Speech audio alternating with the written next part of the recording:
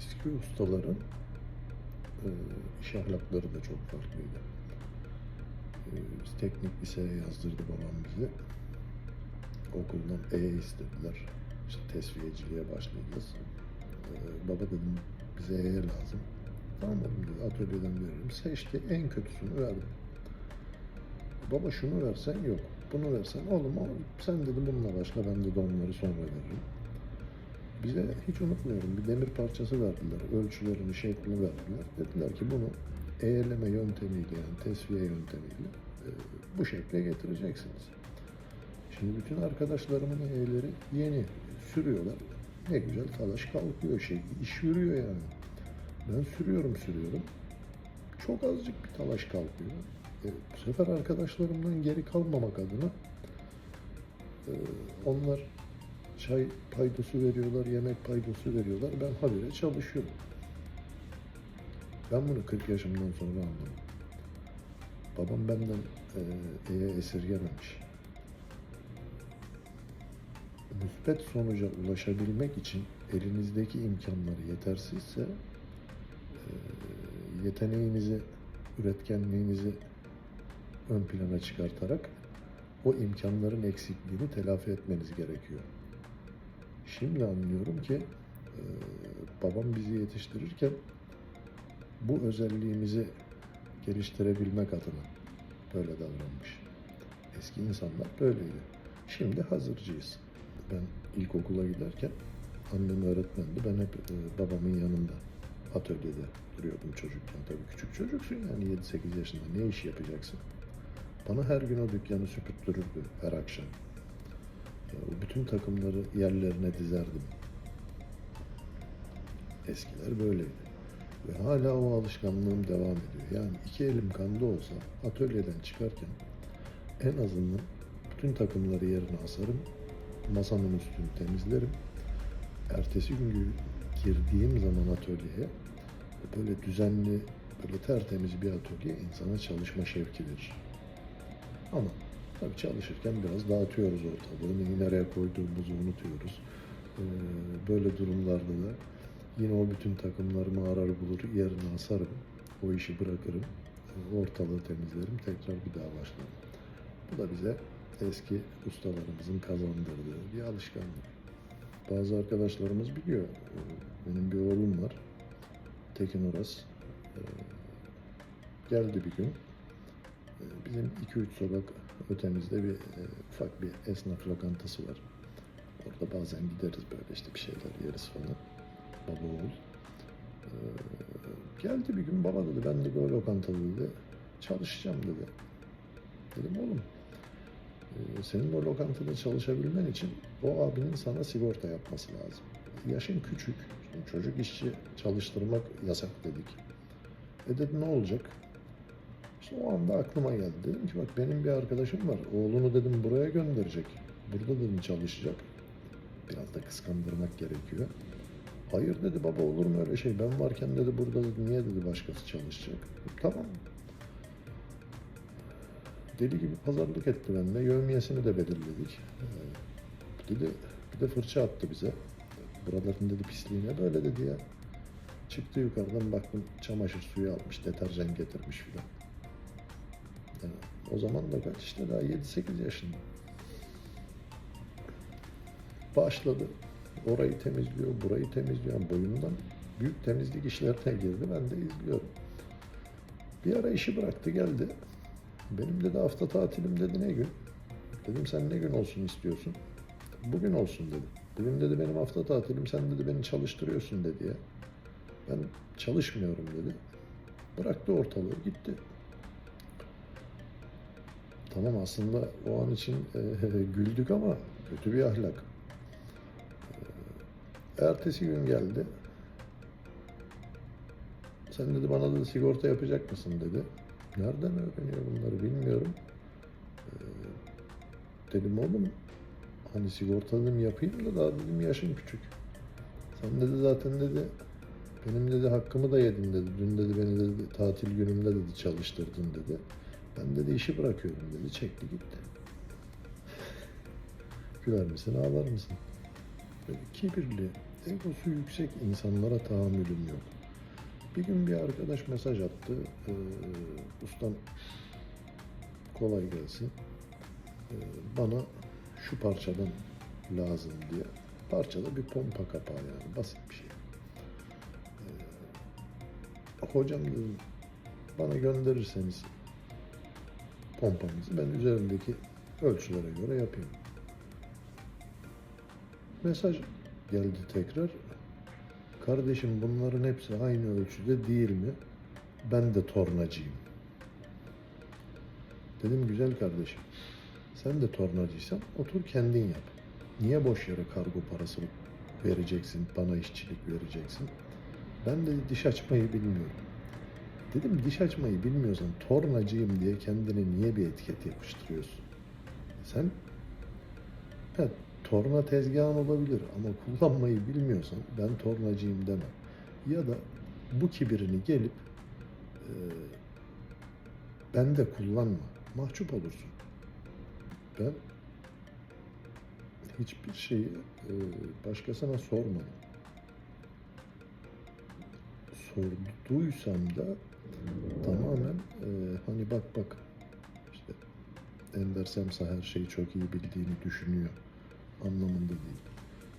Gerçekten kıymetli bir arkadaştır. Değerli bir büyüktür. Onu rencide etmemek adına ona sorarım. Aslında biliyorumdur cevabını ama sorarım. Sırf onu onure edebilmek, onu gururlandırabilmek adına. Onun dışında örnek veriyorum, önümde bir sorun var, çözemiyorum. Diyorum ki şu parça olursa ben bunu yaparım. Veririm parasını, alırım. Bakın o aleti ya da malzemeyi her neyse arkadaşlarımda olduğunu bilsem bile emanet almam. Parasını veririm, alırım, denerim. Olmaz. Ama denerim. Şu an atölyemde onlarca işime yaramayan sıfır malzeme var. Herhangi bir sorunu çözmek için almışım, çözememişim. Ama nedir? Bir emek vermişim. O sorun mutlaka çözülüyor. Çözmeden uyuyamam çünkü. Böyle de bir yapım var. Biraz takıntılıyım. Dünya işlerini kafama takmıyorum. Ama çözemediğim bir sorun, bir problemle başımı yastığa koyduğum zaman bir süre sonra yorgunluktan kalıyorsun. Yani uykuya dalıyorsun ama çok oldu böyle. Hala oluyor. Gecenin bir saati sanki böyle birisi beni uyandırıyor gibi. Uyanıyorum, bakıyorum sorun kafamda çözülmüş. Yani böyle rüyamda falan görmüyorum. Tabii o işin ermişlik boyutu, o bizde yok. Üşenmem çünkü sabah kalktığım zaman unuturum. Hemen kalkıp geçiyorum atölyeye. Hatta eşim de artık alıştı. Ne oldu diyor, bu saatte yine ne geldi aklına diyor. Ben gelirim şimdi. İniyorum. O kafamdaki şeyi uyguluyorum. Gerçekten sorun çözülüyor. Ondan sonra gelip rahat rahat uyuyabiliyorum. Bu da işte takıntılı olmanın hem iyi tarafı hem kötü tarafı. Bu yüzden gönderilerimde sadece bilinmek istediğim kadar paylaşım yapıyorum. Çünkü kolay kazanılan para nasıl kolay harcanıyorsa, insanı nasıl yoldan çıkartıyorsa, kolay bilgi de aynı şekildedir.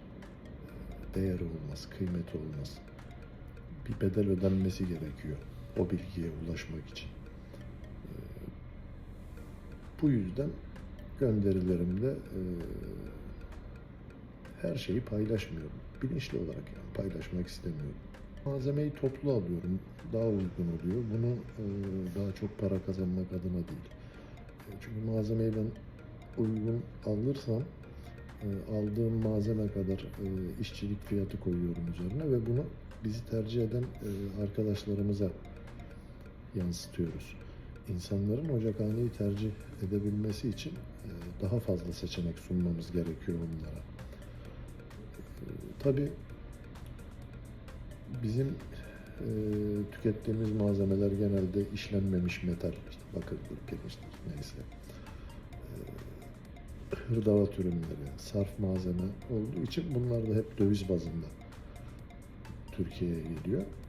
Dolayısıyla fiyatlar yerinde durmuyor ama işte bu sene Yani 2024'ün Kasım ayında malzeme aldım. Gerçekten uçuk fiyatlar. Hemen fiyat geçişi yapamadım. Yüzüm tutmadı, yani yapmak istemedim. Şöyle ki dedim nasıl olsa bir buçuk ay kadar zaman var. Zaten bir buçuk ayda yapacağımız iş belli. Ondan da zarar etmeyiz. Yılbaşını bekleyelim. En azından enflasyon rakamlarına göre, yani devletimizin açıkladığı işte bir asgari ücret, bir memur zammı, yani bunlara da dedik hep beraber harmanlayarak o şekilde bir fiyat belirleyelim ki gerek bizim gerekse bizi tercih eden arkadaşlarımızın hakkı birbirine geçmesin. Yani kimse mağdur olmasın. Çünkü benim de kalitemi bozmadan, yani kullandığım ürünlerin ucuzuna kaçmadan faaliyetlerimi sürdürebilmem için benim de bir bedel ödemem gerekiyor. O yüzden bu sene böyle yaptık ama bakalım ilerleyen dönemlerde ne olacak. Aslında YouTube kanalına ilk baştan gerek görmedik, yani Instagram bize fazla yetti. Antika sever arkadaşlarımıza ulaşabilmek adına ama biliyorsunuz bir dönem Instagram yakın geçmişte bir süre yasaklandı ülkemizde. YouTube'a da hem Instagram'a 3 dakikalık en fazla video yükleyebiliyorsunuz ama YouTube'a 3 saatlik bile yükleyebiliyorsunuz. YouTube kanalımızı biraz daha önemsememizin nedeni de hem yarın bir gün yine Instagram'da bir sorun yaşanırsa sevenlerimizle, aile üyelerimizle biz YouTube'da yine birlikte olmaya devam ederiz. Hem de gönderilerimiz orada da yedeklenmiş olur anlamında YouTube kanalına başladık. Biraz vakit ve imkan meselesi. Her insanın içinde gizli bir yetenek olduğunu düşünüyorum. Bundan eminim. İmkanlarımız kadar, ayırabildiğimiz vakit kadar her insanın kendini geliştirmeye, yeteneklerini geliştirmeye, zihnini meşgul etmeye yönelik bir hobisi olması gerekiyor diye düşünüyorum. Bu konuda da birkaç arkadaşımızı teşvik ettik. Şöyle teşvik ettik. Bizi gördüler, özendiler. Bilgimizi paylaştık, fikirlerimizi paylaştık. Şimdi atölyeleri var, çalışıyorlar, görüşüyoruz. Bu anlamda da güzel şeyler yaptığımı, sadece kendi çocuklarıma değil, tüm insanlara, tüm bizi takip edenlere cesaret verdiğimizi, örnek olduğumuzu düşünüyorum. Bu da çok güzel bir şey.